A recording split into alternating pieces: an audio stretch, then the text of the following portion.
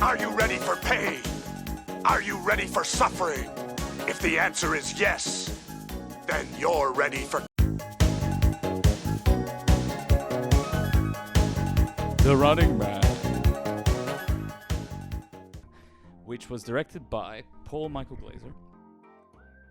Have you heard of Starsky and Hutch? Yes, I have. He is one half of that. He's Starsky. Greetings, audience. Hello. So, what is the movie about? It's about a dystopian future, the distant future of 2017, Yeah. in which Arnold Schwarzenegger plays the character of Ben Richards. Yeah, he's a helicopter pilot, and they send him out to disperse a riot. He doesn't want to open fire on innocent people. Women and children down the air. The hell with you. I will not fire on helpless people. There's a bit of a fight in the helicopter. They overpower him, and essentially he gets locked up after this incident. We follow on with him being in prison, which is, it looks more like a factory than a prison. Yeah, it's a bit of a weird one. They have like these necklaces around the neck, which we find out a bit later when one of them tries to escape, that they explode and they basically blow your head off. There's like the perimeter, and there are these like transmitters, Perimeter deactivated. And they basically can trigger the necklaces, right? But get this, these emitters, they're all on tripods, and at some point, right, Schwarzenegger and the crew, they all have machine guns. None of them thought to shoot the emitters. They're like up, they're not like hidden transmitters, you know, up in the air, like, you know, your mobile cell block towers and stuff like that. They are they're basically clearly visible, really easy to shoot down, and none of them think to shoot them down. Yes, we have a special guest. Hello. Say hello to the camera. Yeah, hello, Ripley. So they manage to escape, and they go to this lab, underground lab. There's a resistance movement in this dystopian future. Exactly, yeah. And of course, there's also the resistance movement is against the state, and the state is using a TV show, an extremely popular TV show, to control the masses, essentially, to keep them all placated. The most popular TV show on Earth, Yes. where Earth is America. Of course it is. Everybody tunes in to watch The Running Man. Ben Richards Schwarzenegger, he goes back to that's his apartment, is it not? That was the apartment of his brother. Oh, his brother, who also disappeared mysteriously after he got arrested. He was sent to be re-educated. Here's our special guest star once again. Our little co-host that doesn't say much, just wants to be scratched. Yeah. Hello. There we go. Hello, how you doing? What do they say about working with animals? Yeah. They're great. They are fantastic. We love animals. He has a pin to enter her flat, right? Like a pin that you type in. Do you know what the pin is? I'm pretty sure it's 445566. Yeah, it's unbreakable. It's about as good as the Spaceballs combination. So the combination is 1, 2, 3, 4, 5. That's the stupidest combination I ever heard in my life. Excellent. Another excellent movie we might discuss. We might. Yeah. So he gets to her flat, he tries to take her hostage. And before they go, we see what I think is some kind of a prediction of the internet. And like about 3 button presses or something like that, you know, like he books a flight, and she has only one, what's called a travel pass. Multipass. Meaning some kind of a passport, right? So they gotta get to the airport based on his assumption that they will sneak through the airport and get on a plane on a single multipass. They do it by going like, she can't find it in her purse. Oh, it's like a black hole. Oh, we what was it? Was it like Occasion she put my credit cards in, then we couldn't find them for a week. Oh, yeah, could you hold this, please? Well, essentially, that particular airport has the worst security ever. Yeah, and there's people behind them going like, hey, we need to get through. Fine, just get on, you know? Go on.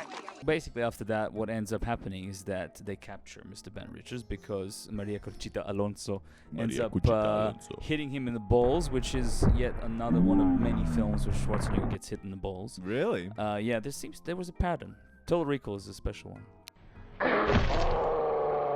So yeah, he gets captured. And essentially, we are in the process of watching the next Running Man show.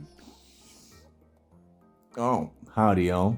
It's post-production Vlad in here. Well, one thing that we forgot to explain to you is the concept of the Running Man show. So the government controls everything. They control the media. And they've created a TV show called The Running Man, where they take the worst hardcore criminals and they put them in arenas and where they get chased by sadistic killers, otherwise called the Stalkers. It's basically a modern-day version of the Gladiators. All right, back to the show.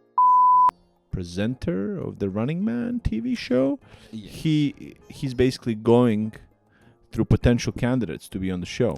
And his name is Damon Killian, and played by Richard Dawson, who was actually a real-life game show host. No way! So he wasn't essentially. It's questionable as to how much acting he actually did in this one. Well, you know. But he does a really good job of playing a sleazy game show host, The only part he had to play up was being evil. So. being a cunt. Beep.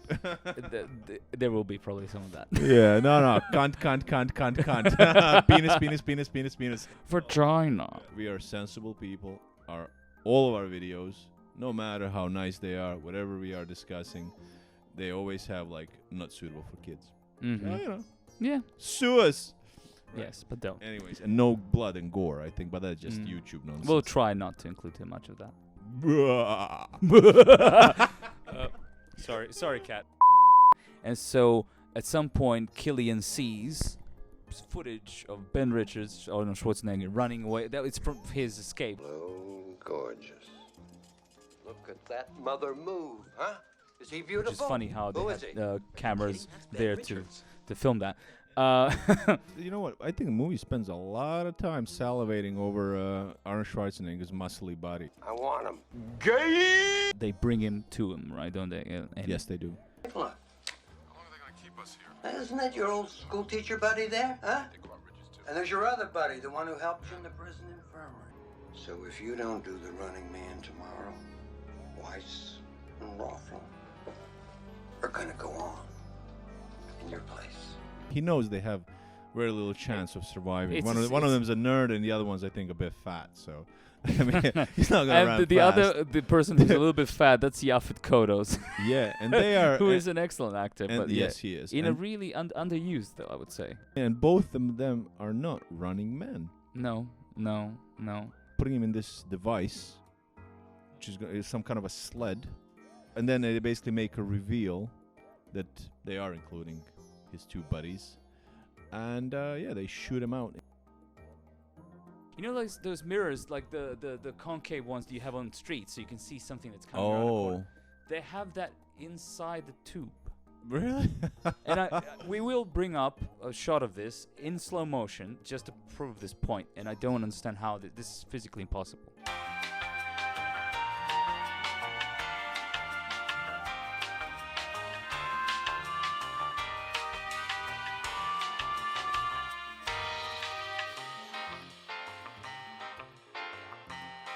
Physically impossible. Everybody's traumatized except for Arnie. He's the only one who can take the G-forces, basically. You know what? He's a pilot. So they might Although have. he's a helicopter pilot. There's not a lot of G's in helicopters. They start on airplanes. What? I mean, helicopter pilots. Yeah, pretty much. Always? That's what I heard. Okay. Anyways, so the other two guys are visibly shaken. I can understand. I mean, that bit in a completely silly movie makes a lot of sense because they want to kind of, put them in distress before they throw it in, so they all have this level of confusion. And I mean, imagine going through that tube. That's some scary shit. Yeah. Plus the G's and everything. And if you're just your regular civilian, you're gonna be shaking. Funny bit, like when they get out of the tube, they have these people on motorcycles who are meant to be some kind of what are they? But what do you call their show role? I wouldn't call them herders. They look like they herd them into the zone. So they are herders. Wow, I guess the word. Yeah. So why didn't they just steal motorcycles? Just knock these idiots in the beginning of the motorcycles and just go? Because in this area that they get thrusted in, there are no rules, right? They can do whatever. They can kill whoever they want. They can defend themselves. They could have just knocked these idiots off But the maybe, motorcycle like, in the beginning. Would you do that? Yeah, If you that was throw- my first you- instinct. you've I'm just- like, look at this fool on a motorcycle. You- I'm gonna fucking knock him off, take the bike, and just go rocket speed across all of this area and survive. You've just been shot down a tube, like going, I don't know, 200 miles an hour. Yeah. I think you'd be a little bit shaken when you come out the other end. Schwarzenegger wasn't. Yeah. No, I don't know. I'm just thinking that's like that was ridiculous. I mean, 90% of this movie is absolutely ridiculous, but that was like one moment. It was like, just knock him off the bike.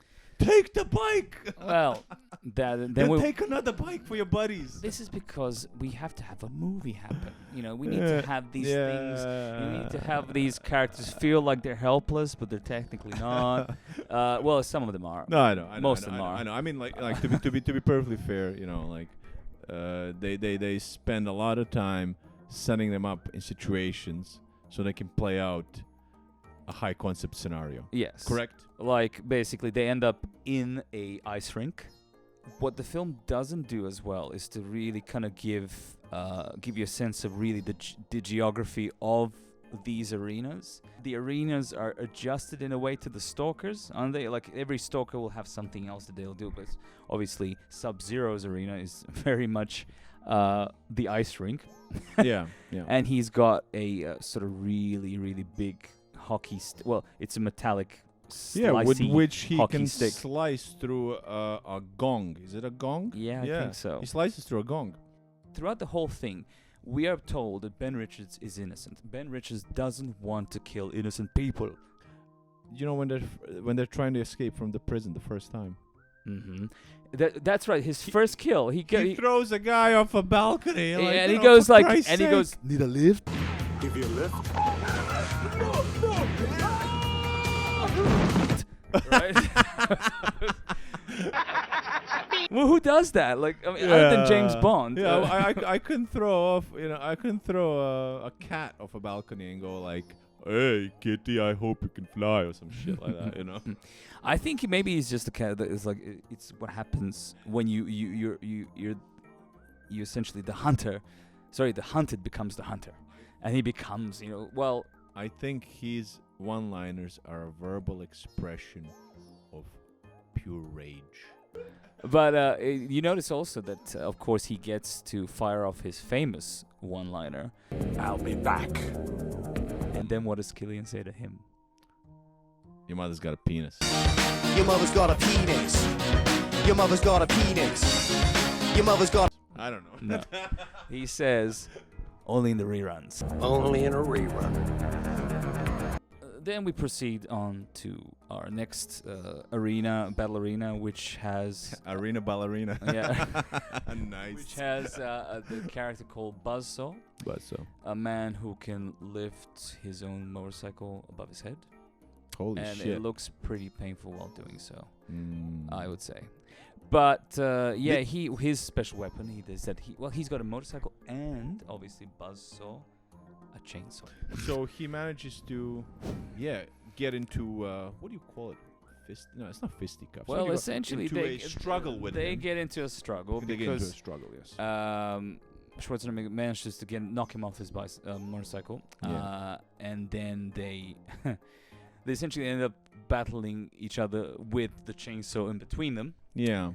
And and then he dies by Schwarzenegger thrusting the chainsaw between his legs. Yes. And it's like, and the question here is, who is holding the gas lever on the chainsaw? I'm not quite sure. Because the chainsaw never stops running, so there had to be a moment of interchange. It doesn't Fucking matter. movie. But can I just say that I would say out of all the stalkers, I would say Buzzsaw is probably the scariest. Really? He's the one that, had he not been obviously overpowered because the script said it should be. He was just genuinely scared. Really? Like, look at To him. me- He had to- creepy eyes. Did you notice his eyes? Like, Can I like be the honest with you? pupils. I thought okay. Here we go. Wait. The next guy, Dynamo, Dynamo, the electricity god. He's the most useless stalker. Yeah, he is the most useless. But to me, he looks like a freaking lunatic in like all the worst ways. He's like visibly overweight. So you're kind of thinking, how is he gonna compete in a show called The Running Man? Well, guess what? They put him in a car. Yes, I think he's got like an electric car or some sort of buggy, right? It's a buggy, yeah. Besides, you should know the guy who plays Dynamo actually is, because he sings like an opera singer. Oh my goodness! He is is an opera. He's He's an singer. actual. Yeah, or a tenor. I think it might be a tenor. Do opera tenors have to be overweight? What do you think? Maria Conchita Alonso goes and digs through the records of the network and finds the actual footage, which is stored on digital video. It is on digital video, but it has the most ridiculous moment where they essentially, when she opens the drawer, it's like secret files, killing of President JFK. It's like all just nicely labeled, everything. Oh, You know, that is pretty dumb. I haven't thought about it that way. It's all conveniently located in a drawer for it to Jimmy find. Hoffa's burial place. Exactly. But she ends Josip Broz Tito is still alive. up. Did Josip Broz kill Stalin?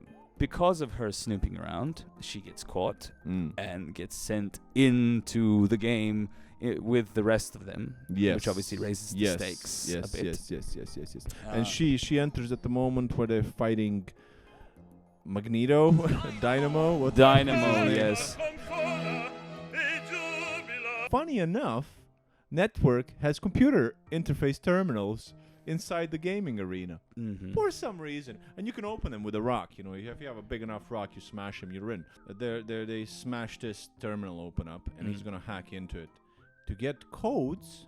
He's gonna hack into the terminal to get codes, so the underground network, the Resistance, they can basically get into the satellite that they're using to broadcast the signal. And once they have those codes, they can basically interrupt the network and they can show so they can whatever they want, you know? Like, that's the whole thing. So he basically asks, what? The lady's name. Her name is her character's name is Amber, which is really Amber. I just call her Maria Conchita Alonso. It sounds so much. Maria Conchita Alonso. It's so much better. Yes, so she remembers the codes conveniently because he was just. That's a lot of codes. Did you try to remember them? No, of course not. I tried, but I couldn't. No, and but she remembers those codes because Nerd Man ends up dying shortly afterwards. He gets electrocuted. He gets electrocuted by Dynamo.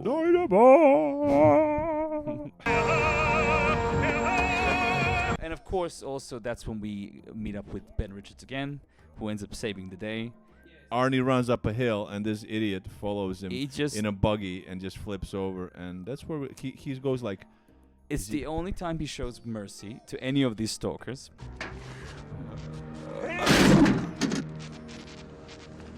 No, I won't kill a helpless human being. Not even sadistic scum like you. Do you know why he got spared? Because he's fat. The leader of the resistance is none other than Mick Fleetwood of Fleetwood Mac.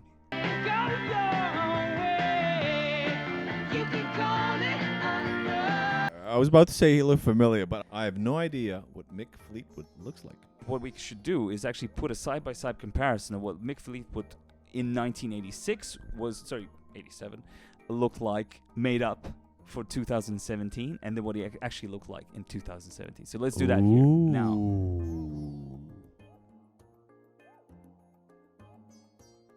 So his character's called Mick, although it's spelled M-I-C, which is Mike. But So is Mick Fleetwood from Fleetwood Mac playing himself?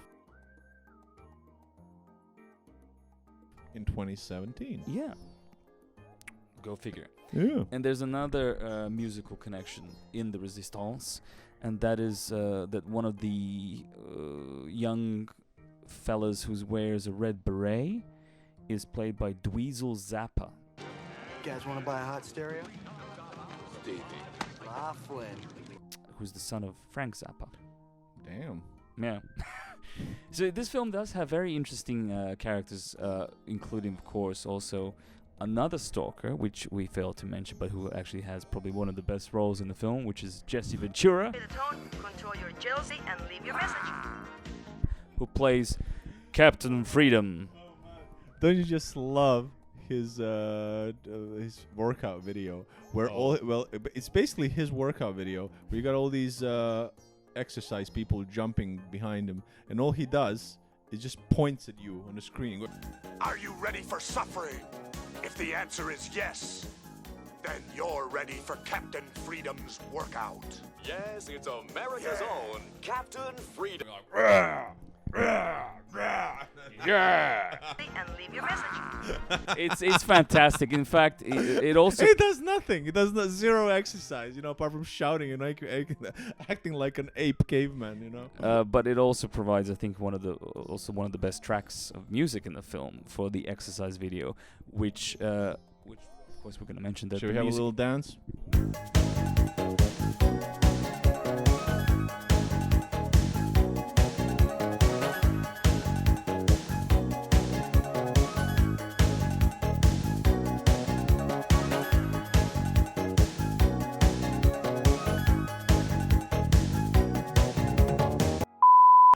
So the music, which was obviously done by another famous 80s Hollywood composer, Harold Faltermeyer, right, of Beverly Hills Cop,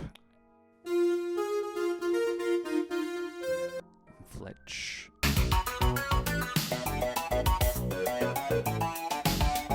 Tango and Cash.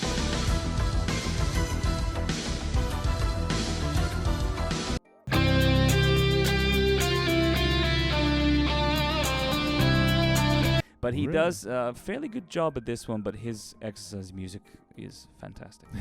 You love it, huh? One of the best moments in the film. When Schwarzenegger signs the contract. Oh, shit. Yeah. Yeah. He does this. Don't forget to send me a copy. Yikes. Isn't this the first time that old lady, but not Betty White, ends up picking Ben Richards instead of one of the stalkers? You know we've still got two crack stalkers out there, right? Dynamo and Fireball. Who do you think will make the next kill? I think the next kill will be made by Ben Richards. Richards is a runner. You gotta pick a stalker. I can pick anyone I choose. That boy's one mean motherfucker. And again, the 6-year-old me at that moment was like... And then you see that basically the audience is getting on Ben Richards' side. And then they send in the next guy. His name is Jim Brown. Was he a former boxer? No, he was a footballer. American footballer. Oh, okay, cool. Anyway, so and he has possible rapist. Oh, damn. Anyways, he has a flamethrower, and that's allegedly what he does. And what's his name? His name is Fireball. Wow. But he also has like rockets on the side. Like well, he's got a fireball. He's got a flamethrower, and he's got propane. He's got like a propane tank on his back. Yeah. Which manages to also make him fly somehow. Sorry to digress, but I gotta say, like, I don't know who were the contestants prior in this show, but they were probably like some kind of pensioners or little children or disabled people. Because like in real world, these stalkers, like these supermen, they want to kill anybody. I mean, like literally, when you're getting chased, you can just get out of the way, or you can hide, or since there's so many weapons in the arena, you can find a way of... Well, actually, specifically, that particular stage is where I first noticed, like, what the hell? Why would you have a stage where there's a main character, obviously he's got fire as his main weapon, but you have barrels of petrol and flares. Great question. And I'll tell you why. I can understand that. Like maybe they were trying to spice things up. Like the organizer. I thought exact the same thing. I looked at it and I was like, what? That's a barrel of petrol? Yeah. And cool thing. He kind of walks out of it. Yeah, we realized he's fireproof. Fire retardant. We discover you were mentioning about previous contestants. According to the show, this is what happened to them. Like our previous winners, Whitman, Price, and Haddad. You remember them? Whitman, Price, and Haddad. There they are, and at this very moment, they're basking under the Maui sun. What our female protagonist finds out that her name is Amber. She basically finds out that that's not the case. That something else might have happened to them, and she basically finds that dead body's charred in a lot of and there she gets cornered by Fire Ass. Sorry. Fire Ass. Mr. Chili. Mr. Farts. Fireball. And he's about to torture, but hey, Arnie's like... he just pulls a cable. He can climb. Oh, sorry, he pulls like a... This guy can climb up things, and he's basically just, pulls one of his fuel lines. From above him. And the guy's like, oh, my fuel line. I was like, oh my goodness. It's like... and then he throws a flare. And he goes... How about the light? Need a light? Which is actually possibly one of the better ones. Anywho, so we basically cut to the studio, and now the evil guys they're realizing the game is almost they can't kill Ben Richards. No, this is where we get to see essentially the first instance of deep fakes being used in the film. We get to see how they remap. They put Schwarzenegger's digital face over some other poor man's. Yeah, I don't know who. Yeah, they got. But funny story. They get a stunt double. Yeah. For Schwarzenegger, and stunt double is meant to fight Captain America. Captain America. Homelander. Oh, by the way, Homelander. No, for some reason, Captain America, Freedom, Homelander guy, he basically kills the guy. So imagine showing up for work as a stunt double. You're like, all right, this is going to be a good day. I'm going to go home back to my wife and kids with a fat Gonna paycheck. get that extra bonus. No, boy, you're going to be dead. Yeah, gets impaled on... so it's pretty gruesome death, actually. Yeah, it was pretty nasty. Yeah, what the fuck, man? Like nightmare death. And yeah, obviously, at this point... Schwarzenegger and the gang, and that being just him and Amber, end up being picked up by the Resistance, which is inside the Running Man complex somewhere, right? Mr. Richards, I'm surprised you're so easily caught. Why did you not, help him? We couldn't. We'd have been seen, and the government would have found this place. Well, if we helped you out... We would have been detected, and we would not be able to mount the attack that we'll mount by the end of the film. Yeah. Yes. Yeah. This just came to my mind. They are in the arena, right? In the arena, there's the equipment used to access the satellite. The same equipment that the nerd guy accessed with a rock and was quick to dismantle. So the Resistance didn't take 2 seconds to roam around the arena and access the terminal. And they even had the nerd guy and... I love the fact that the ICS headquarters, the building that they use for that, is actually in today's Sony Pictures headquarters. So from one evil corporation to another... Your cat is purring for no reason. Yeah. So yeah, they mount the attack, and this is where everybody, including Amber, has got a gun. They're all ready to go in and take over the studio, and they're essentially just raiding a TV studio, aren't they? And don't touch that dial. This is where Maria Conchita Alonso once again meets up with the Christmas tree, and this is where you said how he's more interesting, that scene. Yeah, I expected some kind of electricity plus water, and it happened. Isn't it interesting, though, that electricity doesn't seem to travel beyond him. There's two things that are interesting, right? Yeah. You can activate a fire extinguisher system with a gun. Yes, you can. I've tried it. With such star-studded cast, with such star power, why even bother? Just do whatever you want. Yeah, so when they end up breaking into the main studio, It's showtime. all hell breaks loose, and the militia ends up just starting to kind of indiscriminately mow down the spectators, the viewers. Essentially, every single one of them gets mowed down. And Mr. Killian is there on stage. Well, he's sort of groveling. He's trying to hide from Schwarzenegger, who's very, very pissed off with his. So we finally have a showdown between him and Killian. One of us is in deep trouble. Who is trying to, grovel his way out of, it's, like, you could have been the best kind of thing, We just want to give him we're giving the audience what they want. You look pissed, Ben.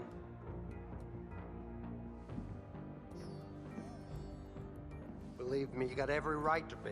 So, yeah, he puts him in the tube. But guess what? There's no brakes. And he ends up going into his own billboard.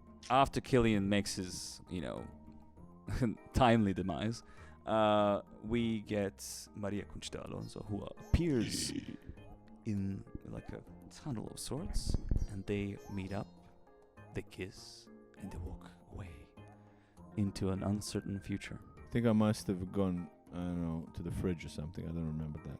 Yeah. Shoutouts to Adidas for sponsoring all the outfits in the movie. They are pretty cool, actually.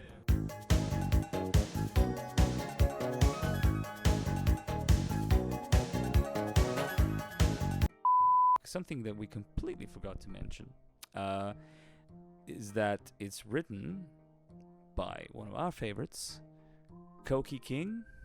No way. Using his pseudonym of Richard Bachman. No way. So we are once again doing essentially a Stephen King thing. Wow, it's a Stephen King movie. So, first Maximum Overdrive, now this. Oh, we God. promise the next one will not be a Stephen King film. We We'll don't try. No promise. Thank you for watching this, and we'll be sure to see you in the next one. Probably. Bye. That's the ticket. No pain, no gain. Leave your message.